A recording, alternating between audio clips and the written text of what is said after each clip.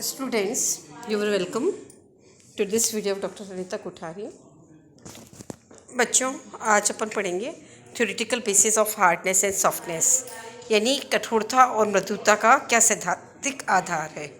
क्योंकि हमने क्या कहा था पियर्सन के according, hard acid prefer to combine with the hard base and a soft acid prefer to combine with the soft base. और इस तरह से जो संकुल बनते हैं उनका स्थायित्व भी बहुत ज़्यादा होता है। तो अब हम यहाँ देखेंगे कि इसके पीछे क्या कारण है। क्या कारण है कि कठोर अम्ल कठोर क्षार के साथ मजबूत बंधन बनाता है और एक मृदु अम्ल मृदु क्षार के साथ बनाता है, राइट। तो इसको समझाने के लिए डिफरेंट थ्योरीज दी गई हैं। हम एक एक करके सारी थ्योरीज लेंगे। नंबर 1 थ्योरी है electronic theory, we can also say it ionic और covalent bonding theory. Number 2 is pi bonding theory and number 3 is the Pitzer's theory, Pitzer का सिद्धांत। ओके, तो सबसे पहले अगर आप इलेक्ट्रॉनिक थ्योरी लेते हैं तो electronic theory is very simple. वो ये कहती है कि जो कठोर अम्ल होते हैं जैसे कि लिथियम प्लस, सोडियम प्लस और पोटेशियम प्लस, इनका आकार बहुत छोटा होता है ना। और जो कठोर क्षार होते हैं जैसे फ्लोराइड है, हाइड्रोक्साइड है, ऑक्साइड है, इनका भी आकार छोटा होता है, इनकी विद्युत ऋणता बहुत ज़्यादा होती है।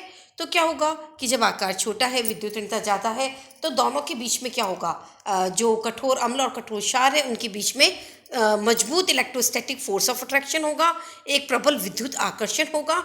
और इस तरह से उनके जब उनके बीच में स्ट्रॉन्ग इलेक्ट्रोस्टैटिक अट्रैक्शन होगा तो मजबूत बंधन होगा। तो इस तरह से हार्ड एसिड और हार्ड बेस के बीच में एक mजबूत आयनिक बंध होता है according to this theory, right. लेकिन जो सॉफ्ट एसिड और सॉफ्ट बेसिस होते हैं उनका साइज बड़ा होता है और जिसके कारण से उनके बीच में इतना स्ट्रॉन्ग बॉन्डिंग नहीं होती और जो बॉन्डिंग का टाइप हो वो बेसिकली उनका कोवलेंट होता है, राइट। सबसे पहले जो मीसन्स और कोवर्कन्स है, मीसन्स is the name of the scientist, और उनके साथियों ने एक कोरिलेशन दिया था। और वो कोरिलेशन क्या था, P K equals minus log K equals A X plus B Y plus C, where K is the वियोजन कॉन्स्टेंट, है ना, वियोजन constant of metal ligand bond, है ना। यानी हम ये कह सकते हैं कि धातु लिगेंड वियोजन का साम्यावस्था स्थिरांक है। और we can say that this is the equilibrium constant of the dissociation of metal and ligand bond, ठीक है। X and Y are the parameters of the metal ion and A B are the parameters of ligands, है ना। तो x Y किसके हुए भाई, metal ion का मतलब क्या हुआ बताओ, एसिड्स का हुआ, है ना। और ए बी लिगेंड्स के पैरामीटर है, इसका मतलब किसका हुआ बताइए आप, बेसिस का हुआ, right. C is a constant for the ligands, और उसको हम इस तरह से लेते हैं ताकि पी के मानों का समायोजन किया जा सके, ओके। अगर हम y की बात करें तो y किसका हुआ बताइएगा, एसिड्स का हुआ, है ना। तो अगर y का मान, है ना, 2.8 से कम है तो हम उसको क्या कहते हैं कि वो कठोर अम्ल है, एक हार्ड एसिड है। और अगर y का मान 3.2 से ज़्यादा है तो उसे हम कहेंगे सॉफ्ट एसिड, यानी कि मृदु अम्ल।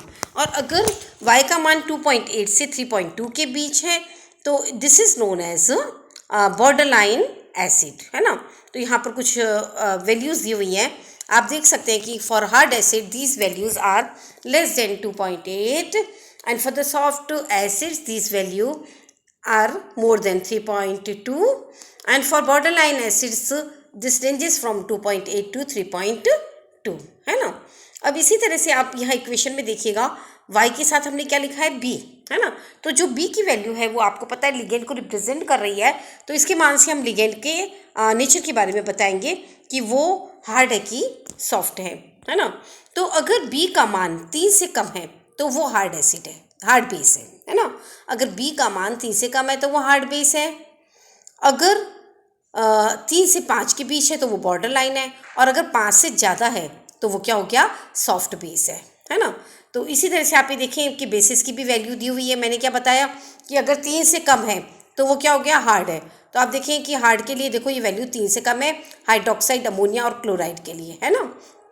और अगर जिनके लिए 5 से ज़्यादा है वो सॉफ्ट है, जैसे ब्रोमाइड, आयोडाइड, है ना। तो इनकी वैल्यू आप देखेंगे कि 5 से ज़्यादा है तो ये सारे क्या है, सॉफ्ट बेसिस हैं, राइट। इसके अलावा इस इक्वेशन में आप क्या देखेंगे, देखिए यहाँ पर हमने x को भी मेंशन किया है ना। और मैंने क्या बताया था, x and y are the parameters of the metal ion, यानी एसिड के पैरामीटर हैं। तो अब मैं अगर x को स्पेसिफाई करूँ तो a जो इसके साथ लगा हुआ है, और x है, they are the parameters of hardness, एक कठोरता के मापन होते हैं, और and x is directly related with the electronegativity of the metal ion, है ना, कि धातु की विद्युत ऋणता से इसका संबंध है ना। तो अगर किसी मेटल आयन की इलेक्ट्रॉन एक्सेप्ट करने की टेंडेंसी जितनी ज़्यादा होगी, है ना, तो x का मान भी उसी क्रम में बढ़ेगा, है ना। और जिस क्रम में x का मान बढ़ता है उसी क्रम में इरविंग विलियम सीरीज में डाइवेलेंट मेटल आयन कॉम्प्लेक्सेस की स्टेबिलिटी कांस्टेंट भी बढ़ता है। यानी मैं ये कह सकती हूँ कि if I move from manganese to copper, यानी manganese, iron, cobalt, nickel, copper, और इनके डाइवेलेंट में कॉम्प्लेक्सेस लेती हूँ, तो जो स्टेबिलिटी होती है वो कॉपर की सबसे ज़्यादा होती है और सबसे कम स्टेबिलिटी होती है मैग्नीज के कॉम्प्लेक्सेस की। क्यों? क्योंकि जब हम ग्रुप में when we move from left to the right side, then the size of the metal ion decreases and hence the electronegativity of the metal ion increases, and this results in the stability, more stability of the complexes, right? और इसी direction में क्या होगा, x की value बढ़ती है और complexes का स्थायित्व भी बढ़ता है। Okay, so this is the first theory, this is the electronic theory. वो ये हमें कह रही है कि हार्ड के बीच में strong electrostatic force of attraction है, यानी उनके बंध की प्रकृति आयनिक है। Okay, now we come to the pi bonding theory, है ना। पाई बॉन्डिंग थ्योरी क्या कहती है कि जो सॉफ्ट एसिड्स होते हैं, है ना, उनके पास में कंप्लीटली मतलब फिल्ड डी ऑर्बिटल्स पाई जाती है। ये मैंने आपको बताया था कि जो सॉफ्ट एसिड होती हैं they are having large number of D electrons, right.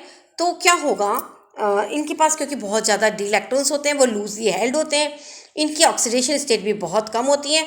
तो ये क्या करते हैं, जो मृदु क्षार है, मृदु क्षार जैसे मैंने आपको बताया था फॉस्फोरस, आयोडीन, सल्फर, आर्सेनिक, इन सब के पास में वेकेंट डी ऑर्बिटल पाई जाती है। क्या पाई जाती है?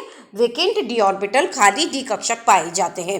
तो आप मेरी बात को समझना, क्या होगा कि मेटल की फिल्ड डी ऑर्बिटल से इलेक्ट्रॉन, यहाँ देखो, देखना डायग्राम में मैं शो कर रही हूँ, देखिए, मेटल की फिल्ड डी ऑर्बिटल से इलेक्ट्रॉन लिगेंड जैसे फॉस्फोरस, आर्सेनिक, सल्फर, आयोडीन के खाली डी कक्षक में ओवरलैप करते हैं।